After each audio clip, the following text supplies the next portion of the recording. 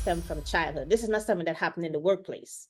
No. It's something that came, it could, from childhood, it could be from a teacher, a parent, a family member that spoke those things that's still in the subconscious and comes up for you as a trigger. And so then now it's just, as you say, that root cause of that the burnout is just a part of that whole process that's showing itself in that way, but that's not because I'm working too much, or it's all that stuff that's causing that, the pleaser, the avoider, the non-negotiable that you refuse to negotiate, right? All those things add up and causes you now to start burning out, and until you go and find that person that can uncover that and get you unstuck and shift that mindset, nothing happens, right? As they say, you cannot overcome what you don't confront. No, these high performers and high achievers are literally in survival mode. They Mhm. spend their life, their career, their leadership, even some, and I work with some individual contributors, their business in survival mode. And when you're in survival mode, you never cross over into that thrive culture because it happens from the inside out. You can bring in a consultant, you can check all the boxes, you can say, oh, we budgeted for this, but what's happening internally? Because what's happening internally is always going to manifest itself into low-hanging fruit over time. Mm-hmm. Wow. So, since post-COVID, remote work is a big thing. So can you discuss the impact of remote work on mental health and burnout rates? And have you noticed any trends in your practice? Oh, yes. I can even defer back to some storytelling. I was still, I didn't get a chance to tell you, once I had come back from counseling, dad had passed away. That was a big thing that knocked the wind out of me and brought up some more insecurities and brokenness. And then I started working for investigations. Now, I can say when I worked in investigations and anti-human trafficking, for me, it wasn't a toxic work environment. It just wasn't. But it was an environment where I still had to learn and redefine my non-negotiables.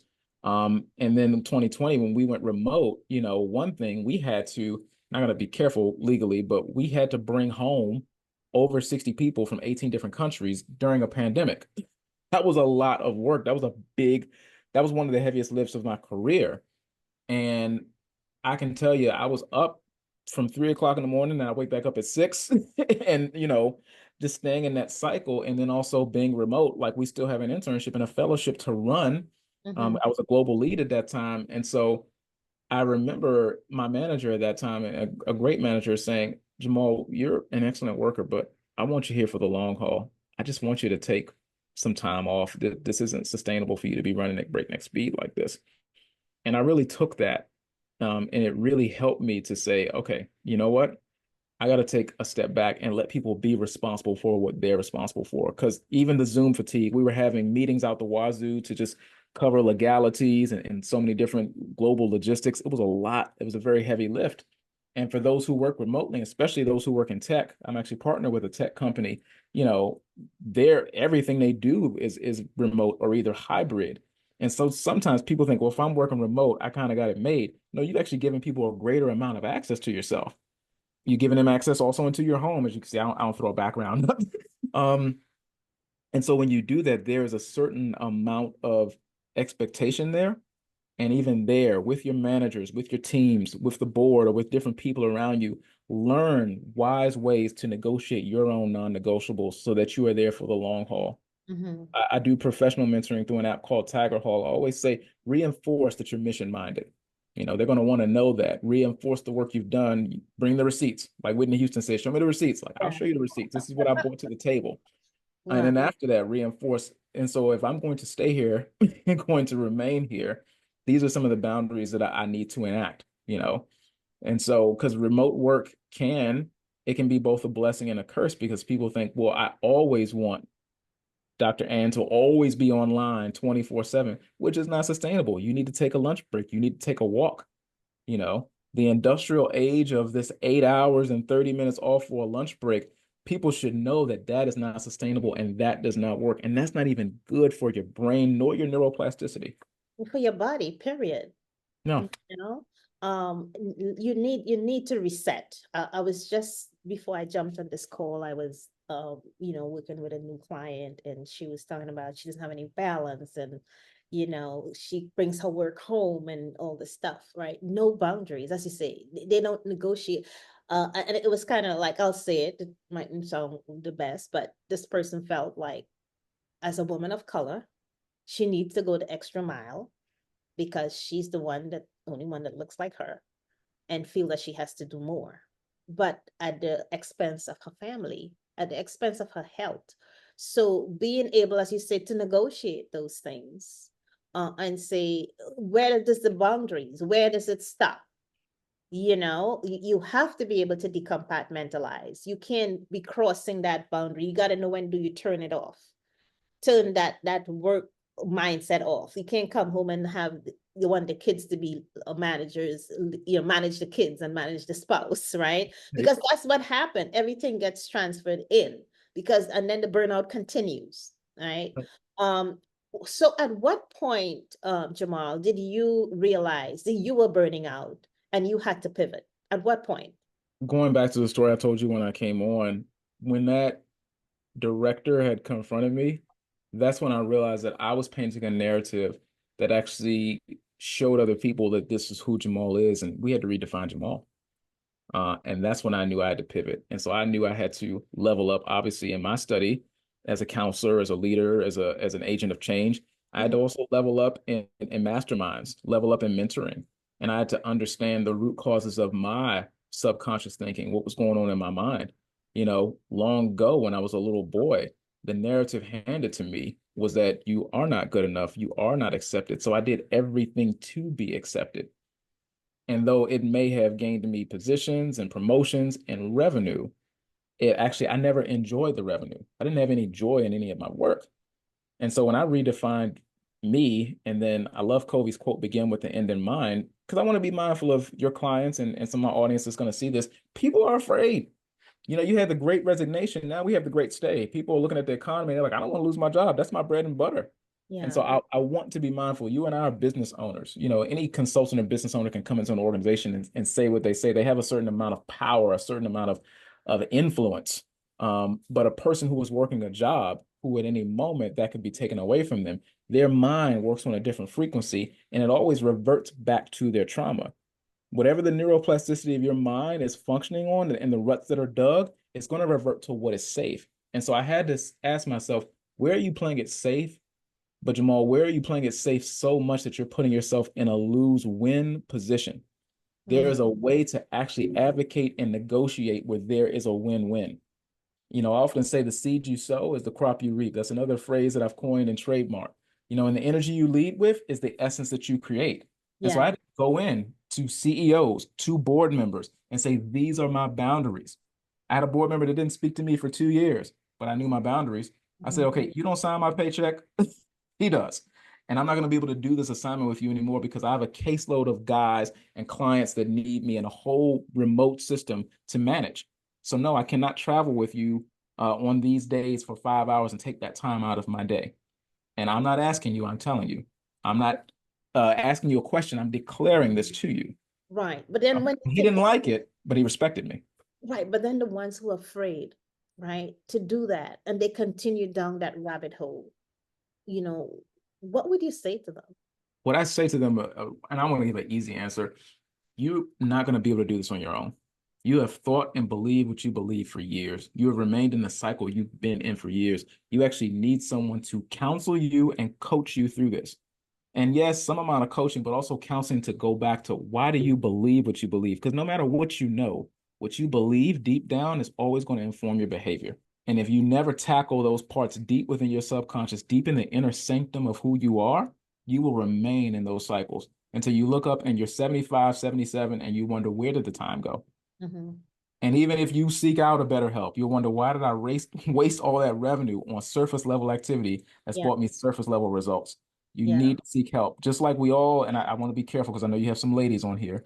But ladies, gentlemen, we're all Mack trucks. We may have 8 mirrors, but we still have blind spots. There's going to be other people that see what you don't see. One of the ancient writings I use is from the book of Proverbs. It says, counsel in the heart of a man is deep, but a man of understanding will draw it out. Seek out that man or woman of understanding that can draw out from you what is there, what has caused your stagnation for years. Yeah, I mean that's the key though. A lot of times we don't know that we have the blind spots. And so working with someone like yourself or someone like me to be able to help them identify those things.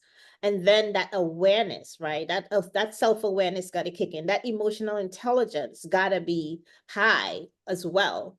Because if not, that the burnout continues because they're not aware, they don't know how to self-regulate, there's no self-management, there's just so much happen that's pile one on top of the other. And so seeking that help, whether it's in coaching or counseling and therapy as you do, um, or coaching as I do, you have to get that help and that support. If not, you will just continue in that vicious cycle and until you're just no good to yourself or your family or the organization anymore, right? So that being said, what role does workplace culture play in burnout, and what can leaders do to create a healthier work environment? Workplace culture plays, I would say, probably 50% of the role. The other 50 would be us as individuals, Mhm. individual contributors, but the culture and the collective itself, uh, you've often cult. Let's break down some words here. And when there is a cult-like mentality of this is how we do it, this is how it's done, for reasons of safety, we will enter into this is how it's done and not ask questions. And we need to begin to question the culture that we're involved in and to say, is this culture conducive to each of us thriving? Or is it just for the leadership? Is it just for the board? You know, where are we going to be in thrive culture, or we're in survival mode while we can produce high turnover all the time and while institutional knowledge is walking out the door? So work culture plays a huge role. And honestly, leaders, CEOs, founders, they have to decide whether it's more than just lip service when they bring a consultant in. They have to decide, do I really want a culture that thrives? Are these people just numbers for me? Are these people just expendable? You know, Mhm. and you can't change a person's heart. You got to speak to them with the numbers. It's like, listen, man, it's costing you 24,000 on the low end just to onboard one new employee. If you have these high rates of turnover, these are the things that I say to CEOs when I go into organization. You want to actually keep your golden gooses. You're losing institutional knowledge. And guess what? There's no one left to even train your new employees, Yeah. you know? And so work culture is going to play a huge role. And if you think about whether a person's a woman, a person of color, whatever they may be, you have people who are even in the C-suite where they've gotten that six-figure job that they've wanted all these years. And now they're in survival mode because, again, the culture is not designed for them to thrive. Right. You So know, and so they're burning out in different ways because they're going to work and they are literally, everything is a code switch for them, yeah. and their own job is a trauma response because they haven't worked through what's happening inside of them Mhm. eternally. Yeah. And you know, this generation now, the millennials and the Gen Zs and alphas are coming in, right? What they're looking for, other than emotionally intelligent leaders who are empathetic, they are looking for psychological safety. You know, so as leaders, if we're burning out, are we gonna really show up and be able to create that psychological safety that this new generation is looking for? And if they can, they're just gonna exit, right? And you know, like in a marriage, they'll say it's cheaper to keep her if a divorce is getting ready to happen, right? It's cheaper for the organization to keep the employees, to treat them right, make sure that they're providing that psychological safety and some of the other things that they need, as you say, because the cost to onboard someone and train them up, you know, it's astronomical. So they have to make that decision, you know, what employees are the biggest asset at any bottom line because with no employees there's no bottom line, right? That's it. So then you got to have some strong, as they now have all these people leaders, right? People officers, and to make that determination on what would be in the best interest to have these employees and have them in an environment and in a culture that, you know, look at not just projects and productivity, but more holistically, and ensuring that their well-being is also intact. because that's one of the emotional intelligence courses that I offer is the science of well-being, one of the programs, because you have to look at things holistically, in order for you to have a thriving culture within the organization. Right. So, how do you approach helping someone who might be in denial about their own burnout? By the time someone gets to me, they're pretty aware. So I think, in this day and age, when you have so many different work culture consultants and they're going and waving their finger in people's faces, you catch more flies with honey than you do with vinegar. Mhm. And there's some lessons that only life and time can teach people. And so I'm not here to actually let me just tell you why this is your problem. You have to see it for yourself. Mhm. Um, I'm on the end where most coaches are working in the emergency room. By the time they get to me, they're in critical condition. I'm in the ICU. So uh and the critical condition is like, okay, I've seen this narrative in my life for years, and I'm ready to do the work. Yeah. Because I have to convince you, you're not going to want to do the work of isolating the root causes of your subconscious. It's hard work. It's not easy. It's not sexy, but it works. It gets results. You can look at my LinkedIn. You can look at my website. Yeah. Jamal gets results. Have you had casualties? Because in ICU, we don't save everybody. By the time they get to my ICU, we're going to make sure we revive you. We're going to make sure we send you out I like sustainably. We're that. going to actually make sure we power, I call it mental power positioning, that you thrive in your organization and you also thrive in your business. I Yeah. also work with individual contributors. So either Yes. one or the other. Awesome. So, what have you seen any recent scientific development or treatment in the field of mental health that addresses burnout? I've seen a lot of stuff that addresses surface level issues. Mhm. Um, I would say there are some new technologies with artificial intelligence that I think are doing what they can Mhm. to set up at least cultures within a company, that they people understand one another, understand work styles. Because a lot of times when you come together, let's say you have four direct reports, each one of them have four different Different. types of Yeah. work that they do. And they have four different types of ways that they communicate, different Mhm. ways that they see excellence, different ways that they fail, different ways that they process intel mentally. Yeah. And so there are some different technologies and modalities out there that I think are addressing work culture. Now, for Mhm. the individual contributor in science, I've, obviously CBT, but I haven't, you're going to have to, when it comes to burnout, work with a contributor, one who's been there and one who has a unique modality that works for you. Because sometimes science can tend to go over your head. One size doesn't fit all because we all have different backgrounds. We Yeah. have different sources of trauma. We have different ways that we process intel, different ways that we feel safe. I Mhm. like to call it developing trigger awareness. That's another phrase that I've coined. We have different things that trigger us. And when we become aware of that, then we find what is my different escape route to said trigger? What's the way I've always coped with that? And what are the new ways that I want to learn that I need to practice over time until it becomes a second nature? Yeah. Again, that self-awareness has to be there. So, when that trigger comes up, that how do you react or respond, right?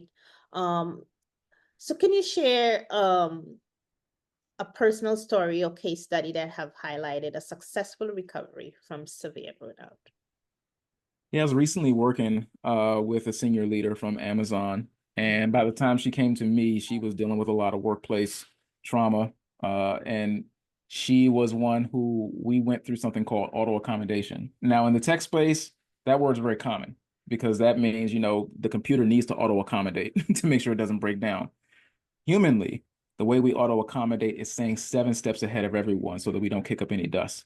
And so her being a senior leader, being fearful of delegating work to her team, her being a senior leader also, and she was a woman of color, or is a woman of color, being afraid that her ideas, they aren't valid until someone else says them. It's like I've been saying this for years, and now someone else said this. I'm traveling all over the place. I'm trying to make this happen. We're building out these systems and processes. Why is it valid when he or she says it? Mm-hmm. Uh, and then also in meetings, almost setting themselves up, coming in and kind of creating a narrative and projecting their thoughts onto their managers and higher ups.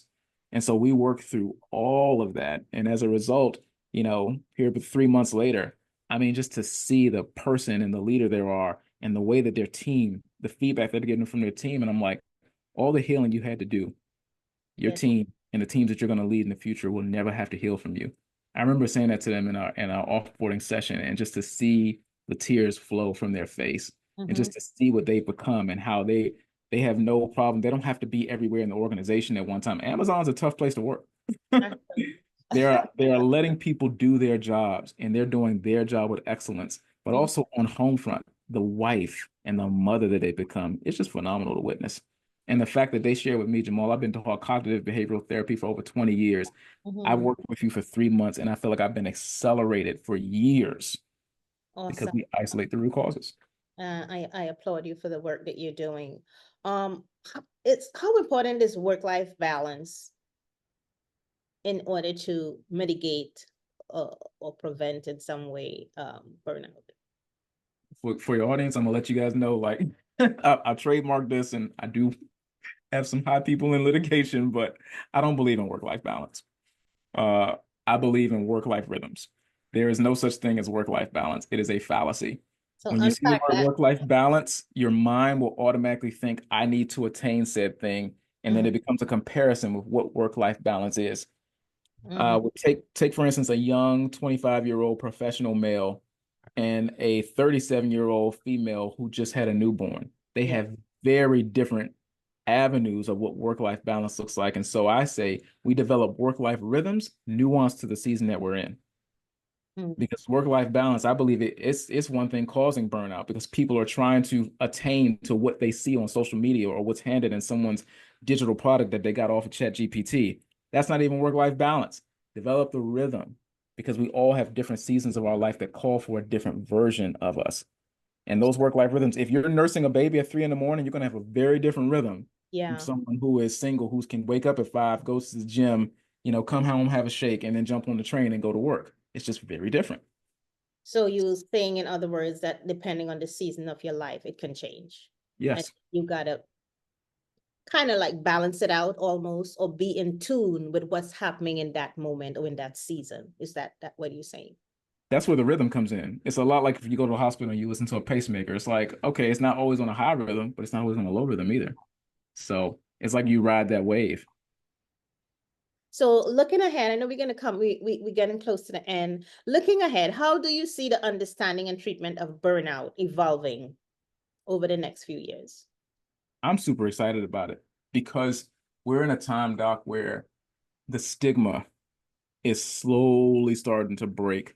You do have a bit more of the industrial mindset still coming back in with different twists and turns in the economy, but by and large, I think the pushback is Yeah. helping to go against the grain of that industrial corporate mindset that says, wait a minute, this is what has worked. This Mhm. is what's not working anymore. And so I'm excited to see just new developments, not just in coaching and counseling, but also in technology, to go in and to help people. I want to see a place where, even though you have these millennials and Gen Z, where people actually have job loyalty like they had when you and I were coming up, when someone stayed on a job for even more than just 3 years, because they feel like, I'm psychologically safe here, I can thrive here, and I can actually move through the ranks in a way where we develop a culture where there is winning happening at every level. I'm all I can say is I'm excited. Yeah, but I mean, this is kind of like a little outlier question. I mean, with the advent of AI coming in, there are probably going to be a lot of jobs that are going to be threatened. So, um, I don't understand, or I'm not sure if I understand how that path is going to look for long-term, sustainment on jobs, if some of them are not even going to be there, probably. So that's Yeah, a I whole can't nother speak thing to that. that, yeah, I'm a master of the mind and the heart. I can't speak yeah. to that. All I can say is, one thing I know is the human being is very resilient and knows how to market itself in that. Like, I know for what I do, it takes a Eh, human being, you know. Absolutely. And that was one of the things I had that conversation quite recently. And I'm like, robots don't have emotion. I'm just gonna say it anyway. So there's certain things they can do and certain things that they can't. So you'll need a coach, people. You'll need a counselor, you'll need a therapist. Just don't get it twisted. You will. I promise you, you will. All right, when that need arises. So, what advice will you give to a leader who may be about, who may be on the verge of burnout and don't even know? If the person doesn't know and they're on the verge of it, I'll try to find a way to approach that. I would really just talk to them and get a pulse on where they are. It would have to come through conversation. That's what Listen and Speak is about. That's the name of my business. I have to listen to collect enough data to make a fully informed decision on what I think would be the best course of action for them. But I would tell them, look at the data. Either you're surrounded by a field of fruit or you're surrounded by a briar patch. And the data does not lie. And if the data is even trending in the way of the briar patch, I'm kind of speaking in code here, seek help. Seek counseling, therapy, coaching, or a combination of all three. Consulting, seek help. Don't carry these matters alone.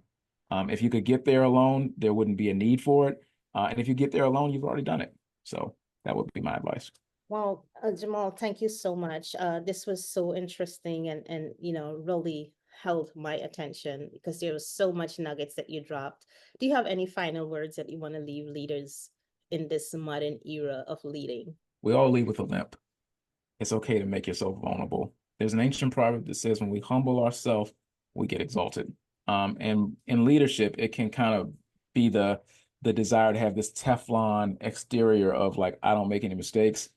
I'm telling you, the best leaders understand like I need to grow, not just in emotional intelligence, because some of it can be I need to learn how other people are feeling. Feel what feels. Understand what's going on with you. And I do want to say to each of your guests, I do have a little freebie. It's 3 tips to mitigate burnout. It'll be in the show notes. And it's really helpful. It's not just one of those 3 tips that just like some 77 page PDF that just annoys you. It's very short, very to the point, but you'll also find it has a wealth of knowledge when it comes to burnout and when it comes to just what's happening in the subconscious mind, because it's always going to manifest itself physically. So, Listen Then Speak is your company. So, can you share with the audience how can they contact you? Yeah, I'm one of the easiest ways to find me. I'm the only Jamal Marshall on LinkedIn. Contact me there or go to my website, www.listenthanspeak.com. And if you want to make an appointment, she'll drop the Calendly link in the show notes. Thank you so much, Jamal. This was really informative. I really appreciate having you on. So I just want to say thank you for watching. Please share, like, subscribe, and follow us. And you will see the contact information for Jamal if you want to contact him, because burnout is real.